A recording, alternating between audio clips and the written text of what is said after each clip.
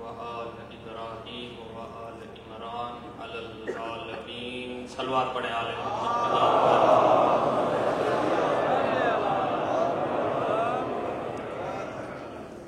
وقت میں گنجائش نہیں کہ کچھ با پڑھتا اور تفصیل سے گفتگو ہو کہ شہنشاہ صاحب پہنچنے والے ہیں، تو چند جملے تاکہ میری بھی حاضری ہو جائے، ورنہ ہوتا نہیں ہوں اس دنوں میں.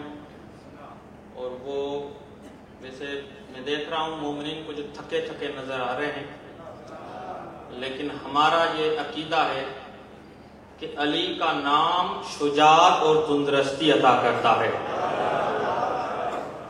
وجود میں تازگی عطا کرتا ہے.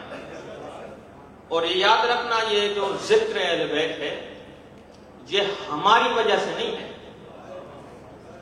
ہم اس ذکر کی وجہ سے ہیں. کیونکہ وقت کا امام ہمیں اس لیے باقی رکھ رہا ہے کیونکہ ہم ذکر حسین کر رہے ہیں. تو آپ کی توجہ چاہوں گا، زیادہ وقت نہیں لیں گے. اگر تمام تعریفیں اس اللہ کی ہیں جو عالمین کا رب ہے، جو عالمین کا خالق ہے اور مالک ہے. اور بڑے احسان ہیں اس پروردگار کے کہ اس نے ہمیں مخلوقات میں سے، توجہ ہے، مخلوقات میں سے پروردگار نے ہمیں انسانوں میں سے قرار دیا. غور کریں، لطف آئے گا آپ کو. یہ بڑا احسان ہے، ورنہ کوئی حیوان ہمیں بنا لیتا، کیا کرتے ہیں اس کو؟ کوئی کچھ کر سکتا ہے؟ لیکن یہ اس ذات کا احسان ہے کہ اس نے ہمیں انسانوں میں سے بنایا، اور اس کے بعد اس پروردگار نے ہمیں مسلمانوں میں سے بنایا. اور اس کے، توجہ رکھیں، احسان میں ادامہ ہوا، یعنی اس کا احسان اور بڑا، اور اس نے ہمیں مومنوں میں قرار دیا. اور سب سے بڑا احسان اس پروردگار کا یہ ہے کہ ہماری دلوں میں اہل بیت کی محبت رکھ دی. یہ بڑا احسان ہے اس پروردگار کا. اور یہ جو ذکر اہل بیت ہے، یہ جو ذکر حسین ہماری نجات کا سامان ہے. موضوع زیادہ اس سے آیت پہ بحث نہیں کروں گا کیونکہ وقت نہیں ہے، لیکن آپ کی بیداری کے لیے چند جملے کہوں گا، اور پھر اگر وقت ملا تو اس آیت پہ غور کریں گے. دیکھیں، آج جو کہتے ہیں، توجہ رکھیں، کہ حسین نے ایک جنگ کی تھی کربلا میں، 2 شہادتوں کی تھی، ایک نے ہار لی اور ایک نے جیت لی. توجہ ہے کہ نہیں؟ یہ اعتراضات ہوتے رہتے ہیں. تو میں مثال لے کر اس بات کو واضح کروں گا. دیکھیں، جب بھی کوئی بڑا شخص اس دنیا سے جاتا ہے تو اس کے احترام میں، توجہ رکھیں، اور اس کے غم میں اس ملک کے پرچم کو اتارا جاتا ہے. توجہ رکھیں اس چیز پر. یا اگر 2 بڑی پارٹیاں ہیں، اس میں اگر الیکشن ہو جائے، توجہ رکھیں، تو جو پارٹی الیکشن جیتتی ہے مرکز میں اس پارٹی کا پرچم ہوتا ہے. لیکن 10 محرم کو جب حسین شہید ہوئے اور حسین کے بعد یہ پرچم عباس دنیا کے کونے کونے میں بلند ہو کے یہ بتا رہا ہے حسین اس وقت بھی زندہ تھا، حسین آج بھی زندہ ہے اور قیامت تک رہے. لبیک یا حسین، لبیک یا حسین، لبیک یا حسین. تو یہ جو علم عباس اس بات کی دلیل ہے. اور چاہو اختیارات ہیں، پاکستان کا پرچم کسی دوسرے ملک میں نہیں لگا سکتے آپ، لیکن یہ عباس کا پرچم ہے جو دنیا کے ہر ملک میں مومن لگاتے ہیں، کیونکہ نہ حسین محدود ہے نہ اس کا پرچم. زندہ باد، زندہ باد، مردہ باد، مردہ باد.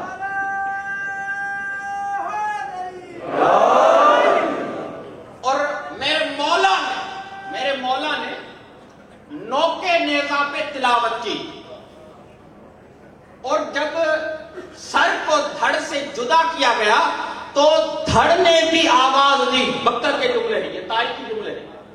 دھڑ نے بھی کلام کیا، توجہ رکھے، سر نے بھی کلام کیا. سنا تو ہے لیکن اس چیز کو محسوس کرنا. کیوں؟ کیونکہ انسان کی جو آواز ہے نا، کس سے نکلتی ہے؟ کس سے نکلتی ہے؟ گلوں سے. اور آپ کے علم میں اضافہ کرو، دیکھیں انسان کی جو آواز ہے وہ پھیپھڑوں سے نکلتی ہے. توجہ رکھے، کوئی میڈیکل والا ہوگا تائید کرے گا. اگر اس کے پھیپھڑے سالم ہیں تو وہ جو سانس لیتے ہیں اور وہ جو ہوا منہ کے اندر ہوتی ہے، توجہ رکھیں، زبان اسے کاٹتی ہے، اس سے حرف وجود میں آتا ہے. زبان کاٹتی ہے، حرف وجود میں آتا ہے. یہ زبان کب کاٹے کہ حرف باہر نکلے گا؟ اللہ اکبر. جب تک پھیپھڑوں سے وہ ہوا آئے گی، وہ سانس آئے گی. اور وہ سانس کب آئے گی؟ جب دھڑ، توجہ رکھے، سر سے جدا نہ ہو. تو یہ جو بازار میں مولا حسین کے سر نے جو تلاوت کی، مولا بتا رہا ہے ایک جدیدیوں، وہ جو کربلا میں جسے تم مرا ہوا سمجھ رہے ہو وہ زندہ ہے.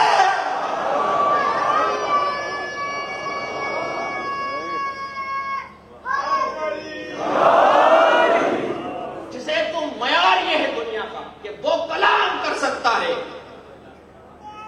یہ دنیا کی مثال دے رہا ہوں میڈیکل، کہ وہ کلام کر سکتا ہے جس کا سر اس کے دھڑ کے ساتھ ہو. لیکن حسین کلام کر رہے ہیں. کیوں؟ توجہ رکھیں، کیونکہ اگر انسان اس منزل پر آ جائے پھر وہ جسموں کا محتاج نہیں ہوتا. یہ کون سی چیز ہے جو آج آپ کو یہاں پر لے کے آ رہی ہے؟ کون سی چیز ہے؟ یہ آپ کی دلوں میں محبت حسین ہے جو کھینچ کے لے آئی ہے. حسین کی روح آپ کے جسموں پر حکومت کرتی ہے. ایک فلسفی مثال دوں، جسے آپ سوتے ہیں، سونے کے بعد انسان خواب دیکھتا ہے، توجہ ہے کہ نہیں؟ اور خواب میں اپنے جیسا کوئی اور دیکھتا ہے جو باہر گھوم رہا ہے، یا زیارت کر رہا ہے، یا کوئی اس سے حادثہ پیش آیا خواب میں، کسی جگہ پر وہ کھڑا ہے، حادثہ وہاں پر ہے، توجہ رکھنا، لیکن پسینے ادھر بستر پہ آ رہے ہیں. کیوں؟ وہ بھی جسم ہے. اللہ اکبر. یہ بھی جسم ہے، کیونکہ روح کو کوئی جسم نہیں، وہ مجرد ہے. روح کو کوئی جسم نہیں، وہ بھی ایک جسم ہے، یہ بھی ایک جسم ہے. یعنی یہ تو ماننا پڑے گا نا، ایک عام انسان کی روح 2 جسموں پر کنٹرول کرتی ہے، اور روح اگر اور محمد جیسی کبھی ہو تو 14 جسموں پر کنٹرول کرے گی. روح اور کبھی ہو. اسی لیے تو پیغمبر نے کہا جس کا پہلا بھی محمد ہے، اس کا آخری بھی محمد، اس کا بیچ والا بھی محمد، اس کے سارے محمد. یعنی جو پہلے نے کہا وہی آخری کہے گا، جو آخری کہے گا وہی پہلا کہے گا. کوئی فرق نہیں. صلوات پڑھے آل محمد کی ذات.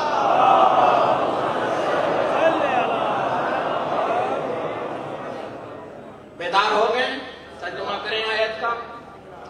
ان اللہ اصطفیٰ، تحقیق بے شک اللہ نے مصطفیٰ بنایا. کس کو مصطفیٰ بنایا؟ آدم کو مصطفیٰ بنایا. مصطفیٰ یعنی کیا؟ توجہ رکھیں، یعنی جس کو پروردگار انتخاب کرے. آدم کو کس نے انتخاب کیا؟ پروردگار نے. مسلمانوں کا پہلا خلیفہ ہے، لیکن انتخاب کون کر رہا ہے؟ اللہ اکبر. محسوس کرنا ہے جملے کو، پروردگار کر رہا ہے. اور یعنی کسی کو بھی حق نہیں کہ کوئی نمائندہ بنائے. محسوس کریں یا نہیں؟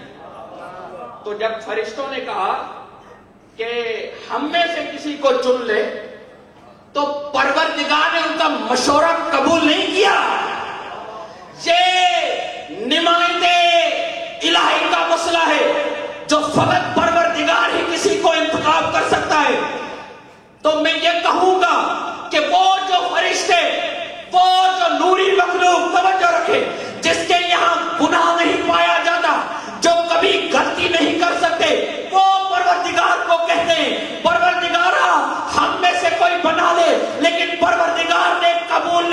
گا. میں یہاں پر ایک جملہ کہنا چاہتا ہوں, جب نوری کا بنایا ہوا قبول نہیں کیا تو خاکی کا کہاں سے کر دیا؟ ہم نے آدم کو مصطفیٰ بنایا. کیسے بنا؟ انتخاب کیا.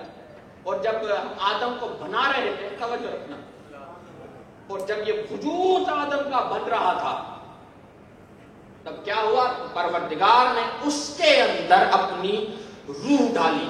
نفخت فیہ من روح, میں اپنی روح میں سے, توجہ رکھنا.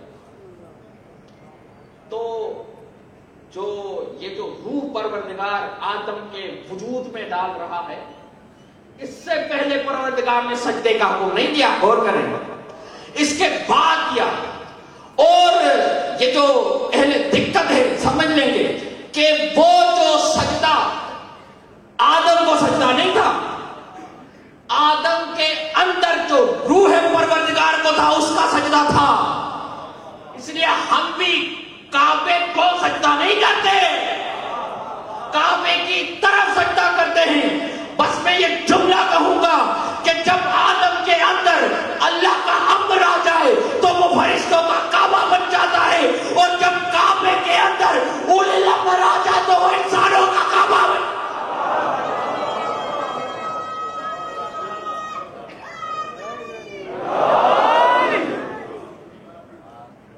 توجہ ہے. تو آدم انتخاب پروردگار,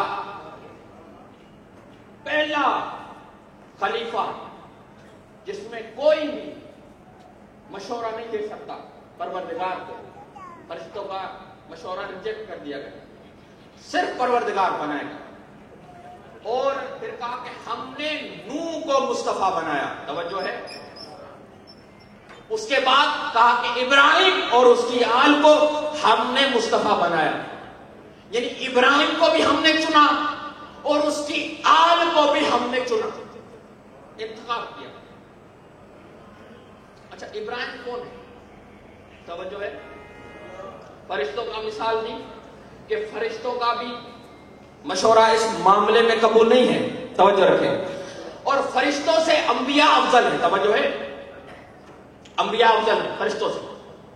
لیکن پوری بشریت میں انبیاء افضل ہیں, لیکن فرشتوں سے افضل. یہ بار بار سے لے کر رہا ہوں تاکہ یہ بچے سمجھ آ جائے. تو گفتگو مراحل در مراحل چل رہی ہے. تو جناب ابراہیم کو مصطفیٰ بنایا, انتخاب کیا, رسول بنایا, نبی بنایا. نبی کے بعد توجہ رکھیں امام بنایا. امامت کے بعد اب یہ جو عہدہ ملا نا امامت کا, کمال کا عہدہ ہے.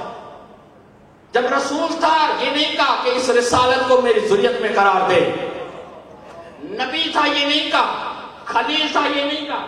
جب امامت ملی اب کہا کہ کیا یہ میری ذریت میں آ سکتی ہے؟ پروردگارا اس امامت کو میری ذریت میں قرار دے.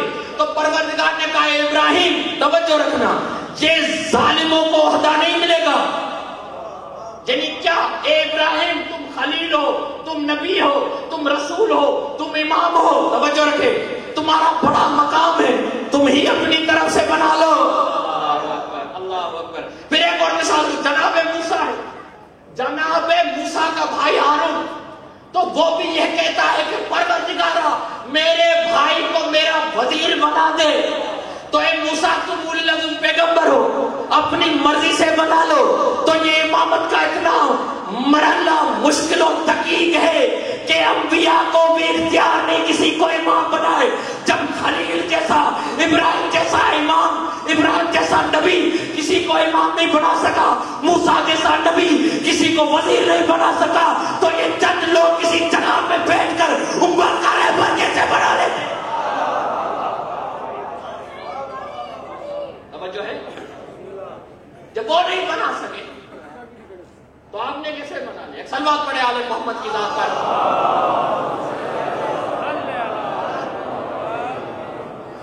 جناب ابراہیم کہا کہ یہ عہدہ توجہ ہے ظالموں کو نہیں ملے گا. ظالم کسے کہتے ہیں؟ 4 مراحل ہے ظالم کے. دیکھو شرک بھی ایک ظلم ہے, بڑا ظلم ہی شرک ہے، یعنی جو اس نے شرک کیا سب سے بڑا ظلم کیا۔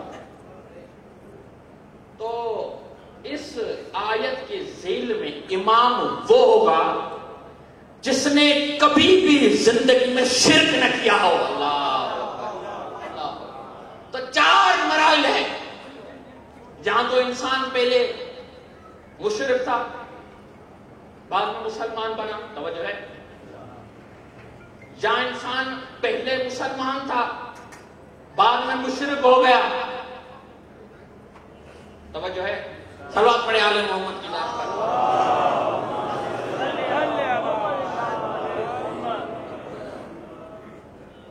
جہاں پہلے مشرک تھا بعد میں مسلمان بنا، جہاں پہلے مسلمان تھا بعد میں مشرک ہو گیا، یہاں جب پیدا ہوا اور مرنے تک ہی مشرک تھا، اور چوتھا انسان وہ جب پیدا ہوا تب بھی معصوم تھا، اور اس دنیا سے ظاہر جا رہا ہے تب بھی معصوم تھا، یعنی زندگی کے کسی لمحے میں اس کی زندگی میں شرک نہ ہوا ہو تو اس ذریت کا مصداق وہ ہوں گے جس نے کبھی شرک نہ کیا ہو، یعنی وہ ذریت ابراہیم میں امام نہیں ہو سکتا جس نے یا تو پہلے مشرک تھا بعد میں مسلمان ہو گیا، جب پہلے مسلمان تھا بعد میں مشرک ہو گیا۔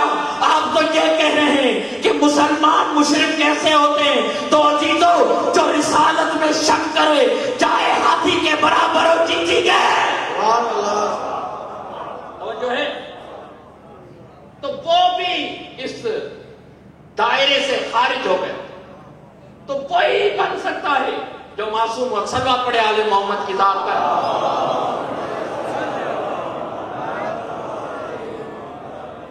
اور ایک اور سوال یہاں پر پیدا ہوتا ہے، سمجھ جو ہے جواب کہتے ہیں ایک بھائی نے ہاتھ ملائے ایک نے جنگ، سمجھ جو ہے، تو جناب موسیٰ اللہ کا نبی ہے، دربار میں جاتا ہے، فرعون کی دربار میں گیا بچہ تھا، تو اور یہ بھی عجیب قدرت ہے، چاہے آج جتنی بھی طاقتیں ہیں نا بڑی بڑی امام وقت کو روکنے کے لیے، یہ سب فضول ہے، اور جس دن وہ آنے والا آیا اس کو کوئی روک نہیں سکتا، پھر یہ کیا روکیں گے؟ لبیک یا مہدی، لبیک لبیک یا مہدی، لبیک یا مہدی، لبیک یا حسین، لبیک یا حسین، لبیک یا حسین، لبیک یا حسین، ایمان نعرہ حیدری۔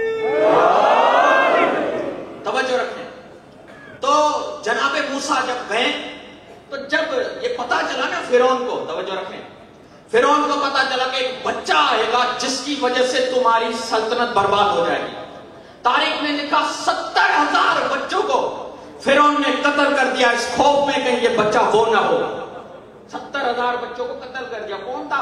بڑی سلطنت تھی، بڑی طاقت تھی اس کے بعد، لیکن وہ جو نمائندہ پروردگار تھا، فرعون تم جتنی کوشش کر لو، جتنی سلطنت اور طاقت آزما لو، جتنے بچے تم نے قتل کر دیے تاکہ وہ بچہ نہ ہے جو تجھے تباہ کرے، اے فرعون تم جتنے بھی طاقتور ہو، لیکن اللہ کی طاقت سب سے زیادہ ہے، اس نے تمہاری موت کو تمہارے گھر میں لا دیا،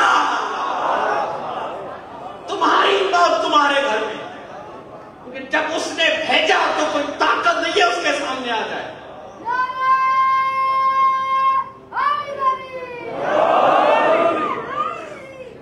مختصر کرتا جو وقت نہیں ہے، بہرحال جناب موسیٰ آیا اور ایک مرتبہ فرعون نے دیکھا اور کہا کہ یہ وہ بچہ تو نہیں جس کی وجہ سے میری سلطنت تباہ ہو جائے، تو کہا کہ نہیں یہ وہ بچہ نہیں ہو سکتا، کہا کہ پھر کیا کریں؟ تو جادوگر نے کہا کہ آپ امتحان لیں۔ کیا امتحان ہے؟ کہ ایک میں آگ لے کر آئے ظرف میں برتن میں، اور ایک طرف لال و یاقوت و ہیرے، اگر نبی ہوگا توجہ رکھیں تو یہ کس میں ہاتھ ڈالے گا؟ کس میں ہاتھ ڈالے گا؟ یاقوت و مرجان، نبی تو عاقل ہوتا ہے نا، لیکن وہ جو مشرک تھے جو منکر تھے، لیکن یہ ضرور سمجھتے ہیں نبی بڑا ہو یا چھوٹا تب بھی عاقل ہوتا ہے۔ مشرک تھے لیکن سمجھ رہے تھے کہ اگر نبی ہوگا، میں نے بڑا جملہ کہہ دیا، اگر نبی ہوگا تو یہ کس میں یاقوت اور مرجان مثلا ہیرو میں ہاتھ ڈالے گا۔ ایک مرتبہ تاریخ نے لکھا جیسے ہی حضرت موسیٰ نے ہاتھ لگانا چاہا جبرائیل کا ہاتھ آ گیا، کہا کہ موسیٰ آج نہیں، پھر کیا کرے، کہا کہ آگ میں ہاتھ ڈالو۔ ایک مرتبہ جناب موسیٰ نے جیسے آگ میں ہاتھ ڈالا، ہاتھ حضرت موسیٰ کا جل گیا۔ یہی وہ موسیٰ تھے جب گھر میں تھے تو اسی آگ سے کھیل رہے تھے، لیکن جب یہ موسیٰ اس مقام پر آئے تو حضرت موسیٰ کا ہاتھ جلا، نبی ہے۔ پھر ہم نے دیکھا جناب ابراہیم، آیت میں نام ہے تو ربط لے رہا ہوں وضو کا، جناب ابراہیم، توجہ ہے اس طرف، صلوات پڑھے آل محمد کی ذات پر۔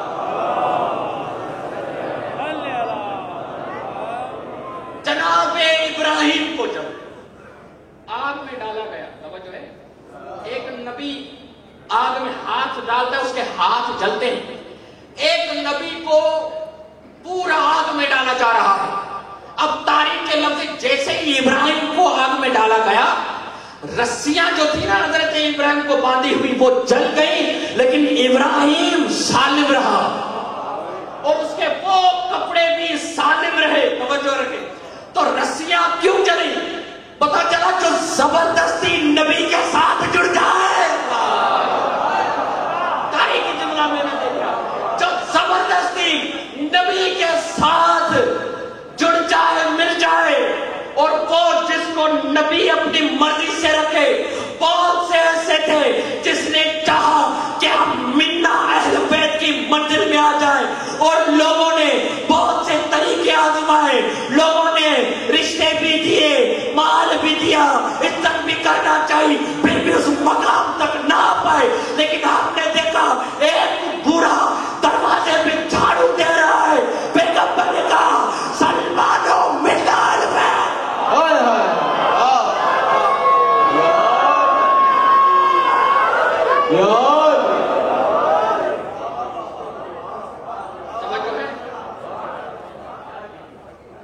اہل بیت اس معیار کو دیکھتے ہیں، اگر مجھ میں آ گیا تو وہ نواز دیں گے۔ حلوات پڑھے آل محمد کی ذات پر۔ سوال ذہن میں، ایک نے جنگ چکے، ایک نے ہاتھ کیوں ملایا، سوال نہیں۔ تو جب حضرت ابراہیم کو ڈالا گیا تو یہاں پر حضرت ابراہیم محفوظ رہا اور وہاں پر موسیٰ جلا۔ تو ہم نے جب دیکھا تو معلوم یہ ہوا پروردگار کی جو روش ہے وہ تبدیل نہیں ہوتی، اس کی سنت تبدیل نہیں ہوتی۔ یعنی اگر موسیٰ جل رہا ہے تو ہونا یہ چاہیے تھا ابراہیم بھی جلے۔ اگر ابراہیم محفوظ ہے تو موسیٰ کیوں جلا؟ تو علماء نے لکھا کہ معیار ابراہیم اور موسیٰ نہیں، معیار نبوت، مقام نبوت ہے۔ موسیٰ کے جلنے سے نبوت محفوظ تھی اور ابراہیم کے نہ جلنے سے نبوت محفوظ ہے۔ تو معیار یہ بنا، اگر نبوت کو باقی رکھنے کے لیے، اس زمانے کے دین الہی کو باقی رکھنے کے لیے ایک نبی کو جلنا پڑے تب بھی صحیح ہے، ایک نبی کو محفوظ رہنا پڑے تب بھی صحیح ہے۔ اب مسلمانوں سمجھ میں آ گیا، دین کے لیے ایک نے ہاتھ ملایا، ایک نے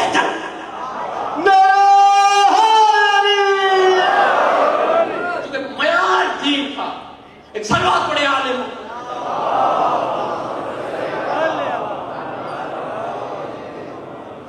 معیار جو تھا وہ دین تھا، دین کے لیے، کیونکہ اہل بیت وہ ذات ہے جو اپنی ذات کے لیے کچھ بھی نہیں کرتے۔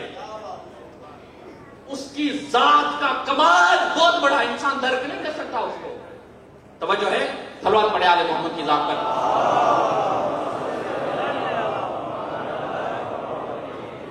اور مولا علی ایسی بڑا کمال شخصیت ہے جس کا نام ہی ہدایت کے لیے کافی ہے۔ جو ہم نعرہ حیدری کا کہتے ہیں نا، بڑا کمال کا نعرہ ہے، تمہارے دشمنوں نے گلی بنا ڈالی، شہر بنا ڈالا، توجہ رکھیں، ملک بنا ڈالا، لیکن ایک نعرہ نہ بنا سکے۔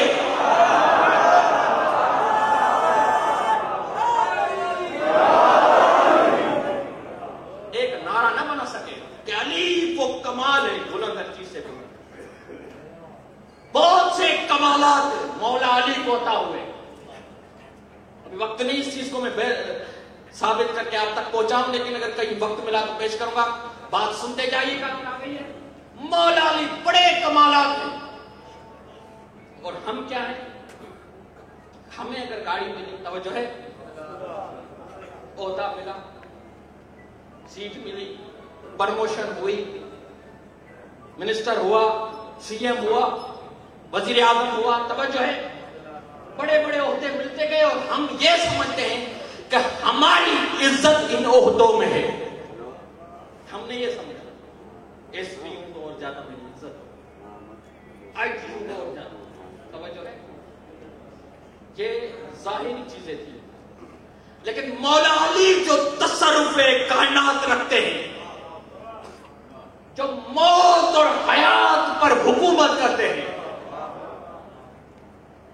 فرما انصاری مولا کی چاہنے والی کی ایک مرتبہ مولا کو جب یہ خبر ملی کہ اس کو شہید کر دیا گیا ہے، تو مولا گئے اس کے بعد، توجہ ہے، جب مولا گئے اس کے پاس تو فروا کی جب قبر پہ آئے، مولا نے جب ٹھوکر ماری، توجہ ہے، فروا زندہ ہو گئی، اور مولا نے کہا ہے فروا تمہیں جو اختیار دیا گیا تھا تم نے استعمال کیوں نہیں کیا؟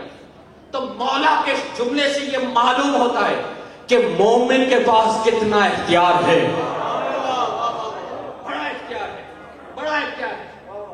کہنے لگی مولا میں یہ چاہتی تھی کہ آپ آئیں اور ان سب کے سامنے مجھے زندہ کر بتائیں کہ میں اس علی کو مانتی ہوں جو قبر کے اندر بھی علی ہے، قبر کے باہر بھی ہے۔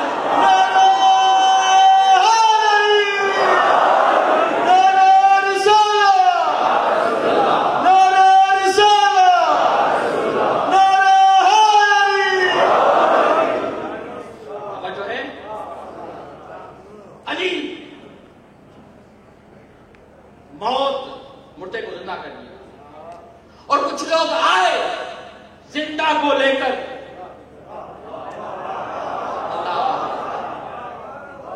زندہ کو لے کر آئے، مرے ہوئے کی ایکٹنگ کر رہا تھا۔ خبردار علی کے سامنے یہ چال بازی مت چلانا، علی کے سامنے یہ مکاری مت چلانا، دیکھا ہوا ہے، لوگ کہہ رہے ہیں مولا اس کا جنازہ پڑھوا دیجیے، جو ہے امام آیا اور امام جمعہ کا تکبیر کہی، نیت کر رہا ہوں اس میت کی، اب جو لفظ میت آیا تو وہ جاندار بے جان ہو گیا، جو ہے بے جان ہو گیا۔ اب جب نماز ختم ہوئی تو اب کاندھا ہلائے تو کچھ حرکت نہیں، اب حرکت کہاں سے پیدا ہو؟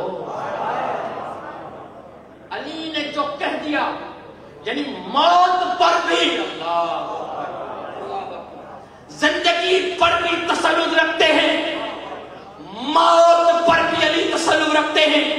اور جب یہ سوال کیا گیا لوگوں نے تعجب کیا کہ کیسے ہو سکتا ہے کہ علی، جیسے آپ مجلس کرتے ہیں نا، توجہ رکھیں، مجلس کرتے ہیں، ہمارا یہ عقیدہ ہے کہ ان مجالسوں میں اہل بیت آتے ہیں۔ یہ کیا کہہ دیا بھائی، 1000 جگہ مجلس ہو رہی ہے، 1000 جگہ علی پہنچ کے ایک ہی وقت میں، توجہ ہے۔ تو یہ جو ملکن موت ہے، سانس نکالتا ہے، کچھ ہی دم میں ہزاریں لوگوں کو، توجہ ہے، الگ الگ جگہوں پر۔ میرے مولا فرماتے امام صادق علیہ الصلوۃ والسلام،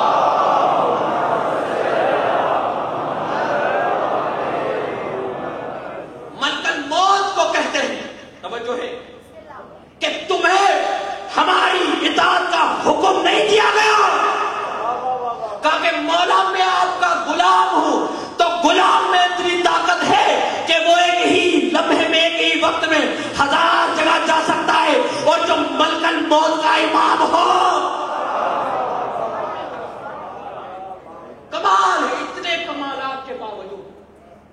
اور یہ تو ہم نے اس دنیا میں ہی دیکھے ہیں کہ کس طرح اہل بیت ایک مردہ کو زندہ کر دیتے ہیں.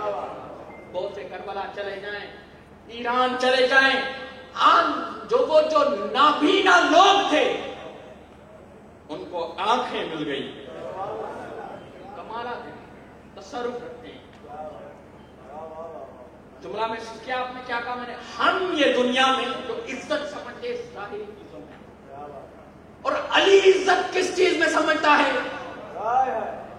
میرے مولا اتنے کمالات کے باوجود, اتنے فضیلت کے باوجود, لیکن وہ اس کمالات میں یہ نہیں کہتے کہ مجھے عزت بخشی, لیکن میرے مولا نے یہ جملہ کہا کہ پروردگارا علی کی عزت کے لیے یہی کافی ہے کہ تو اس کا خالق علی تیری.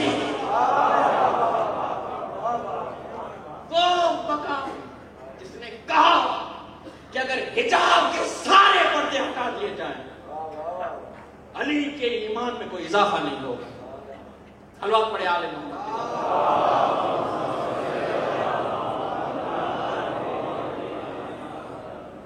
توجہ ہے, ہم نے آدم کو مصطفیٰ بنایا, نوح کو بنایا, ابراہیم کو بنایا اور اس کی آل کو بنایا, اور پھر عمران اور اس کی آل کو بنایا.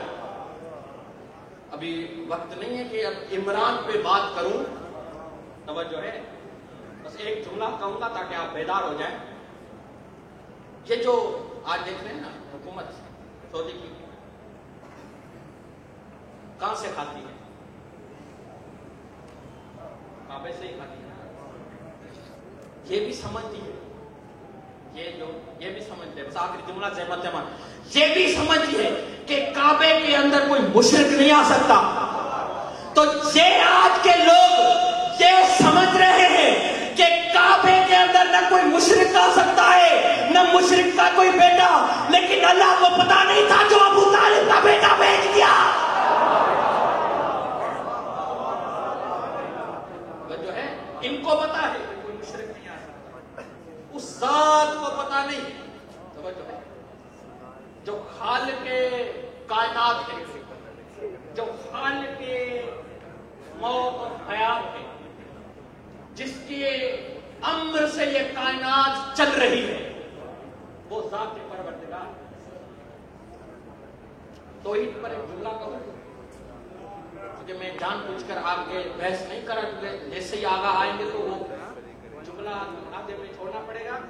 تو یہیں پر رو کے جملہ کہتا ہوں توحید کا, تاکہ لوگوں کو پتا چلے کہ ہمارے یہاں کی توحید ہے, اور ایسی توحید ہے جس کا کوئی جواب ہی نہیں. تو یہ جو مغربی سائنٹسٹان ہیں, مغربی لوگ ہیں, یہ چاہتے ہیں, بولتے ہیں کہ جو بھی 5 چیزوں کے اندر ہے اس کا کائنات میں وجود ہے.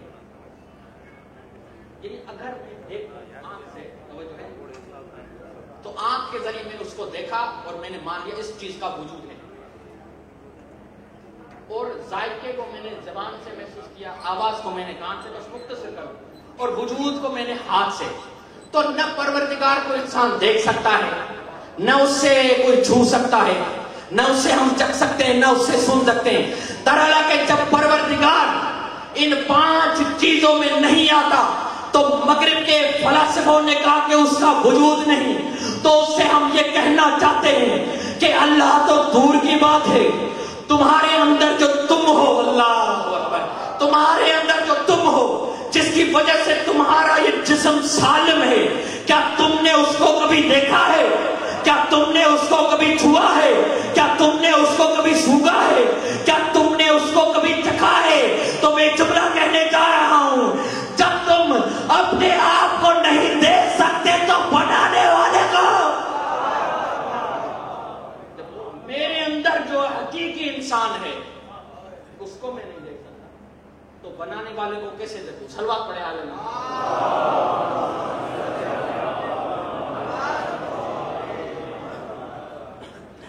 کمال ہے اہل بیت کا, کرم ہے ہمارے اوپر. اور آج کے اس دور میں جو اہل بیت نے ہمیں یہ جو عزاداری جیسی نعمت سے نوازا ہے, یہ غیبت امام زمانہ میں ہماری ہدایت کا ذریعہ ہے. یہی تو مجلسیں ہیں جس سے ہم فیضیاب ہوتے ہیں، اور کربلا ہمارے وجود کی روحی غذا ہے، خوراک ہے ہمارے کربلا۔ اور یہ بھی یاد رکھنا، ہر کوئی کربلا نہیں بنتا، ہر کوئی کربلا نہیں بنتا، مشکل تو جملہ نہیں۔ ایک کربلا میں امام حسین بھی ہے، کربلا میں ان کے صحابی بھی ہیں، صحابی سب کربلا ہی۔ جب تک گر اس طرف تھا تو کربلا ہی نہیں تھا، جیسے ہی حسین کے دامن میں آیا کربلا ہی ہو گیا۔ اور کربلا میں اہل بیت کے علاوہ ان کی بھی لاشیں تھیں جو ان کو قتل کرنے آئے، ملونوں کی بھی لاشیں تھیں، ان کو کوئی کربلا ہی نہیں کہتا۔ توجہ ہے؟ تو یہ کربلا کیوں؟ کیونکہ ہمارے یہاں جو کربلا کا تصور ہے نا، وہ زمین کا ٹکڑا ہے، ہم یہ سمجھ، لیکن کربلا ایک مانوی مقام ہے، ایسا مقام جو حسین کے ساتھ مل گیا وہ کربلا ہی ہو گیا، اور جو حسین کے ساتھ نہیں، چاہے وہ کربلا میں جا کر رہے، وہ کربلا ہی نہیں بن سکتا، کیونکہ کربلا کسی زمین کے ٹکڑے کا نام نہیں، جہاں مجلس ہو رہی ہے وہی کربلا ہے۔ یہ میں نہیں کہہ رہا، کیونکہ میں ناقص ہوں، اتنا بڑا عالم نہیں ہوں تو اتنا بڑا جملہ کہہ رہا، یہ عارف کامل حضرت آیت اللہ بہجت کا جملہ ہے، عارف کامل فقیہ بزرگ۔ مرتبہ مجلس پہ جا رہے تھے، کسی نے روک لیا، کہا کہ آقا کہاں جا رہے ہیں؟ بولا کہ کربلا جا رہا۔ کربلا جا رہے ہیں، کربلا تو اب تو سامنے، مجلس میں جا رہے ہیں۔ تو آقا نے کہا کہ خبردار، جب بھی مجلس میں جاؤ یہ نہ کہنا مجلس میں جا رہے ہیں، کہنا کربلا جا رہے ہیں، یہی وہ مقام ہے جو انسان کو کربلا تک لے جاتے ہیں۔ اور اگر وہ اہلیت جو کربلا کی ہے، جسے میں کہتا ہوں نا کہ پیغمبر کا آخری جو رمضان کے لیے خطبہ تھا، اس میں یہ جملات ہیں کہ اللہ کا مہینہ آ رہا ہے، اللہ کا مہینہ آ رہا ہے، رمضان شہر اللہ، وہ آپ کی طرف آ رہا ہے۔ رمضان آ تو رہا ہے، لیکن رمضان میں داخل ہونا یہ اور مسئلہ ہے، اور مرحلہ ہے۔ رمضان آیا، پوری انسانیت کے لیے آیا، یہ قرآن تو پوری انسانیت کے لیے ہے، پوری انسانیت مسلمانوں سے محدود نہیں ہے، لیکن داخل وہ ہوگا جس نے روزہ رکھا ہوگا۔ یہ چیز محسوس کریں۔ بس اسی طرح کربلا ایک آفاقی منظر ہے، اور ایک عجیب کیفیت ہے اس میں کہ اس کی طرف جو بھی جائے لیکن داخل وہی ہوگا جس کے دل میں حسین ہوگا۔ کمال نہیں، جس کے دل میں حسین ہوگا۔ چاہتا ہوں اس پہ تھوڑی بات کرو، کربلا پہ کم ہوتی ہے، میں نے سنا ہے۔ لیکن یہ جو بعض شعراء جو شاعری کرتے ہیں، لکھانی کرتے ہیں، دست ادب کہتے ہیں، میں جملہ کہتا ہوں، گزارش کرتا ہوں تھوڑا اور بہتر بنائیں۔ بعض لوگ شباب دیتے ہیں، کربلا کو جنت سے شبی دیتے ہیں، شبی نہ دے، شبی نہ دے، کیونکہ میرے مولا نے کہا ہے کربلا جایا کرو تاکہ جنت کے راستوں سے آشنا ہو جاؤ۔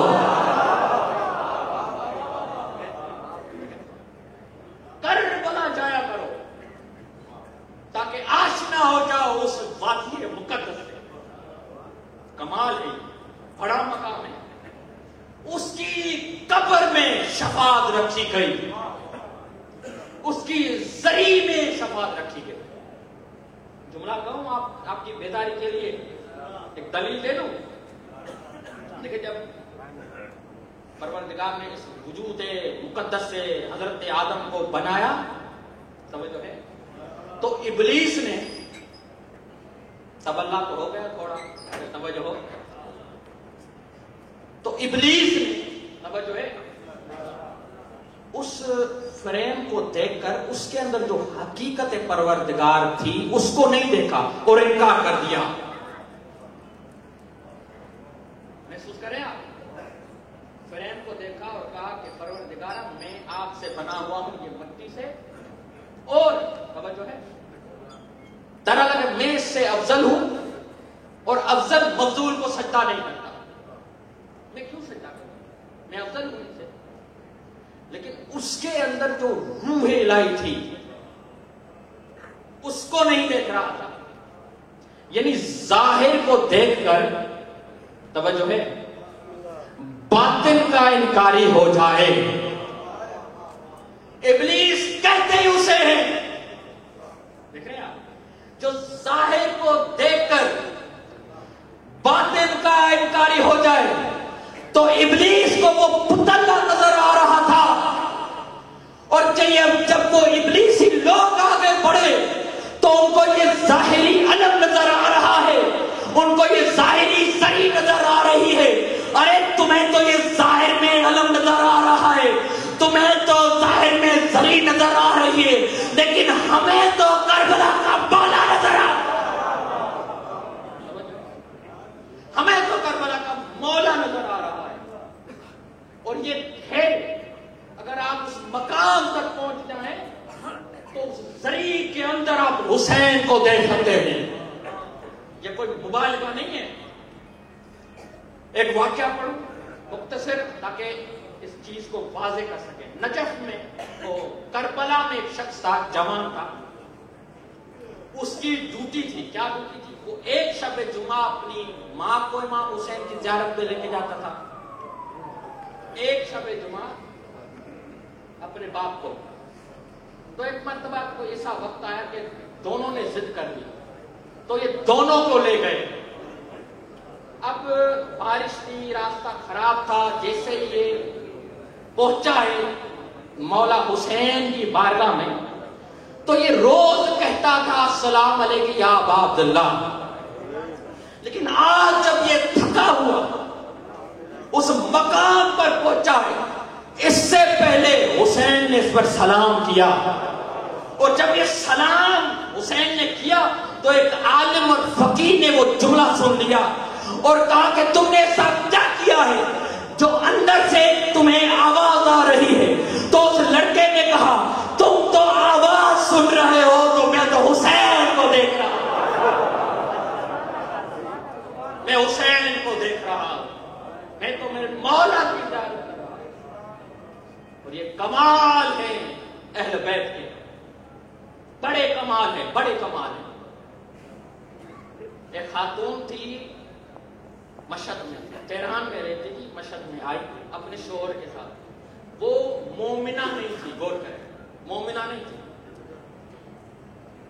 شوہر مومن تھا. اس نے کہا شادی کی ہے تو چلو چلتے مشہد اور امام رضا پر حاضری دیتے ہیں.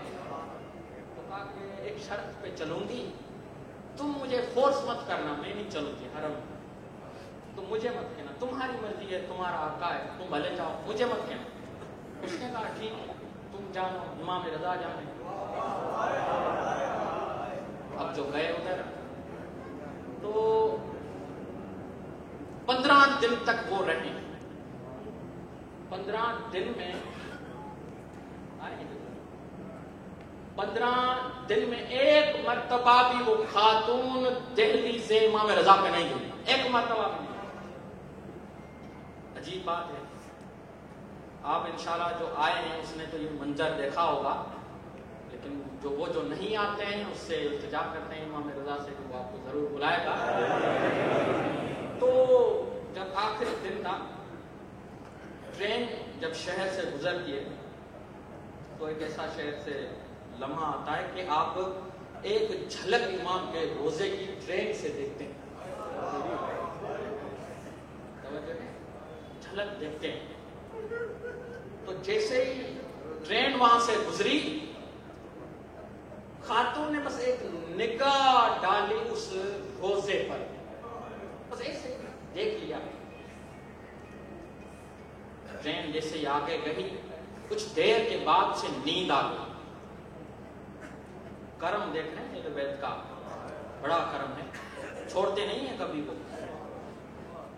ایک مرتبہ جب اہل بیت نے کسی کا دامن پکڑ لیا، پھر حر کی طرح آخری منزل تک اس کی ہدایت کر ہی لیتے ہیں۔ خاتون سو گئی، ایک مرتبہ خواب میں یہ دیکھ رہی ہے، کیا دیکھ رہی ہے؟ دیکھ رہی ہے کہ میں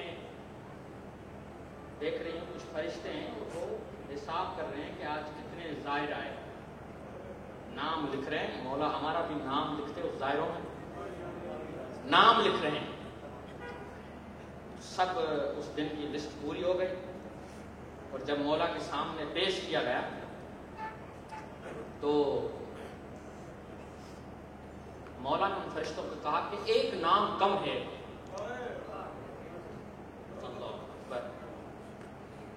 مولا ہم نے تو پورے ظاہروں کو دیکھ لیا جو بھی آپ کے ٹیبلز پہ آتے تھے، اور کون سا آخر نام ہے؟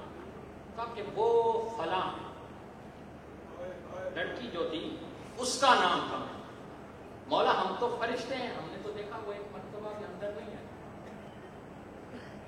مولا نے کہا کہ تم نے زیارت کو ایک محدود جگہ میں محدود کر لیا، زیارت محدود نہیں، دل نہ لائے۔ میرے مولا کے پاس گئے کہ مولا میں روز نہیں جا سکتا، سال میں بھی نہیں جا سکتا، عرصہ ہو جاتا ہے کربلا جاؤں۔ میرے مولا نے کہا جاؤ چھت پر کھلے آسمان پر اور کربلا کی طرف دیکھ کر اور زیارت عاشورہ پڑھو، حسین کی زیارت کا ثواب مل جائے گا۔ کتنا کرم ہے ان کا۔ مولا نے کہا کہ اس لڑکی کا نام لکھو، مولا تو آئی نہیں ہے، اس نے مجھے دیکھا، بس وہ جو دیکھا نا روزے پر اس کی زیارت ہو گئی۔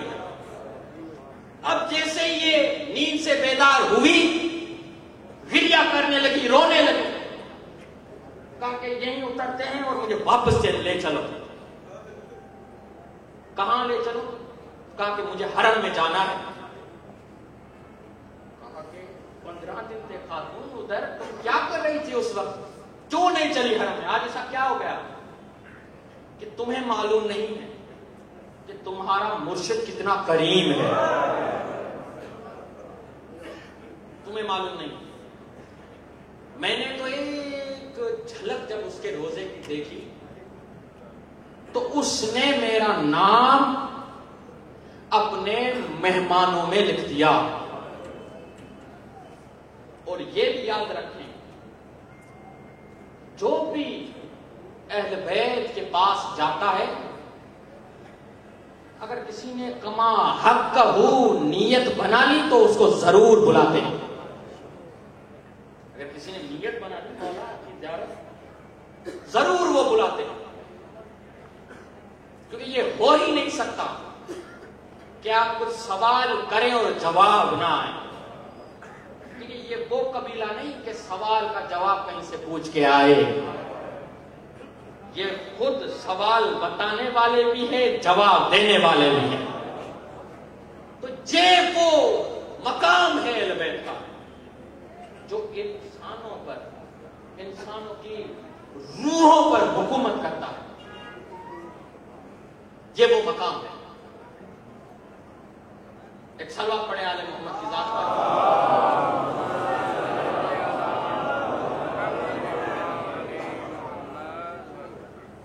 ایک اور صلوات پڑھے آل محمد۔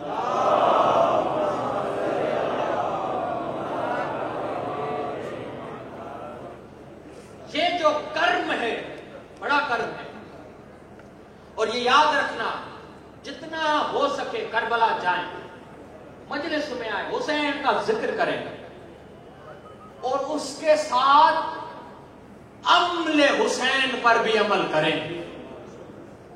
ذکر کے ساتھ عمل پر بھی عمل کریں۔ حسین کی ذات کو بھی مانیں، حسین کی بات کو بھی مانیں۔ حسین کی ذات کو مانیں، حسین کی بات کو مانیں۔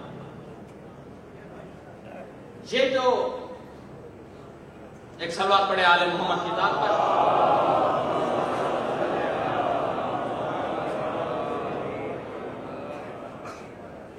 تو میں واللہ کہہ رہا ہوں آپ سے، جتنی بھی عزتیں ہیں، جتنی بھی چیزیں ہیں، اگر آپ نے حب دنیا نکال دی اور حسین کے پاس آ گئے، ایک مرتبہ حسین نے آپ کو اپنے دامن میں لے لیا تو حر کی طرح آپ کی زندگی چمک اٹھے، وجود میں برکت آ جائے نسبت حسین۔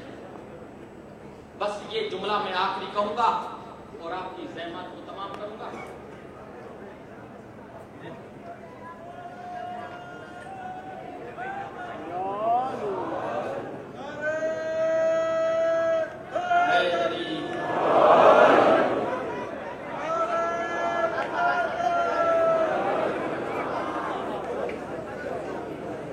نعرہ تکبیر،